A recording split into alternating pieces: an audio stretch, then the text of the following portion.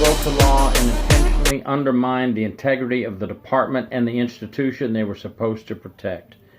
Message from the Florida Department of Corrections after an arrest of 3 correctional officers at Avon Park Correctional Institution.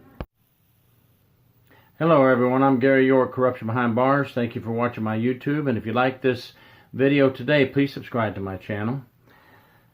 Something happened recently in Avon Park Correctional Institution in Florida which brought about a question to my mind. The question is, should we have more surprise drug interdiction at prisons across the country? And I'll tell you why this comes to mind. Avon Park Correctional here in Polk County, Florida, was just investigated by 2 agencies that I retired from. The first one, the Florida Department of Corrections Inspector General's Office, worked in conjunction with the Polk County Sheriff Florida's office to catch 3 correctional officers smuggling cash into the prison for the inmates. I retired from both these agencies, and I'm familiar with the senior inspector that was on the case, George Montenegro. I worked with in Miami for 18 months on a special operation that he and I did on contraband coming into the prisons in Miami. And I also, of course, worked with the sheriff's office that was involved with him, who provided the undercover agents for the sting. Now, these 3 officers were 3-year veteran. One had, I think, a year, and the other one only had 4 months and was still in the academy and had started smuggling the cash as a trainee at the prison before going to the academy.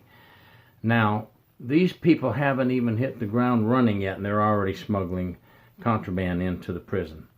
So, my question is, I used to work, as I said, for the Florida Department of Corrections Inspector General's office, and on weekends I worked for another team, the Drug Interdiction team, and we worked with the Florida Highway Patrol and their canine units. They would always provide 2 or 3 units with us for the outside of the prison to go around vehicles, staff parking lot and visitation parking lot on weekends with their canine, and then they had a chase vehicle in case anybody pulled in the parking lot, discovered there was a drug interdiction, and then turned around and sped out. We had a chase vehicle provided by the Florida Highway Patrol.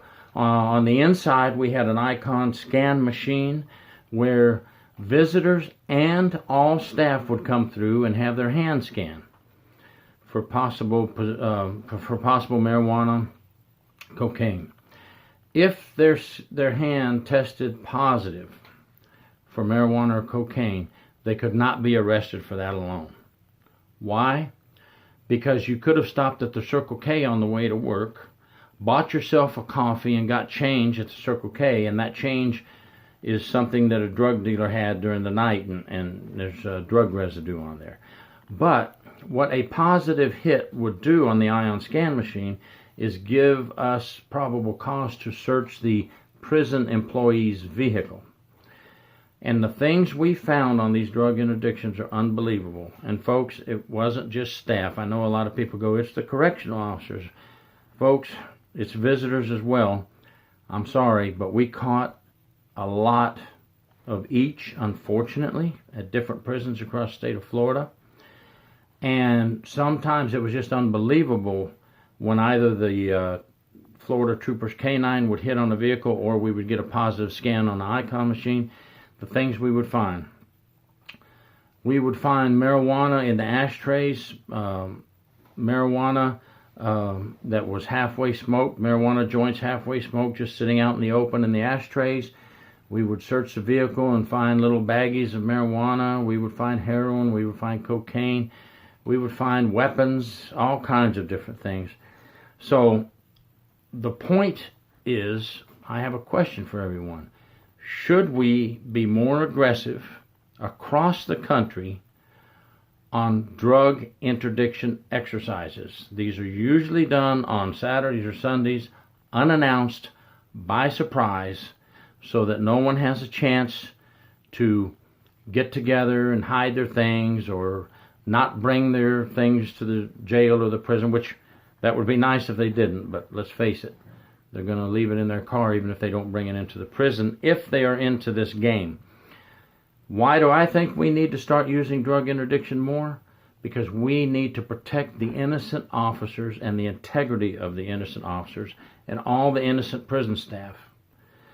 These crooks, like these three that I just showed you, and I'll show you again now, are tainting the image of the good correctional officers and placing everyone in harm's way.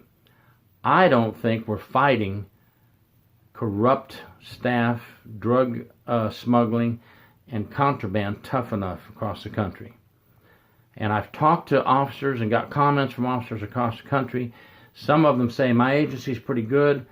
Some of them say, I wish everybody would do like you guys just did on that on this case here that I used as an example, because they don't do anything in our prison, and we've got stuff coming in and so forth.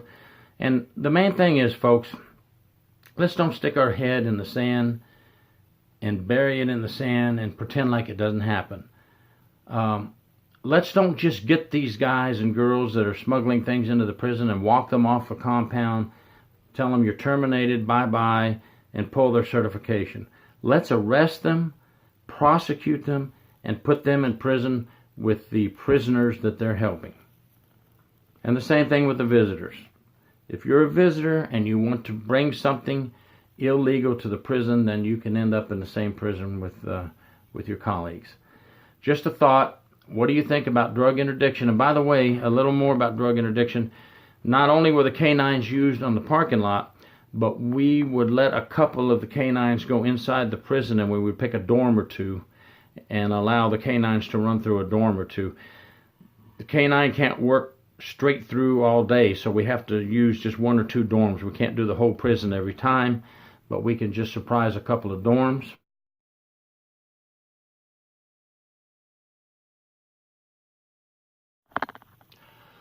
We can also make sure that once we find contraband on a staff member or a visitor, that we put them out in the forefront, as we did in this example I gave at the beginning of the video.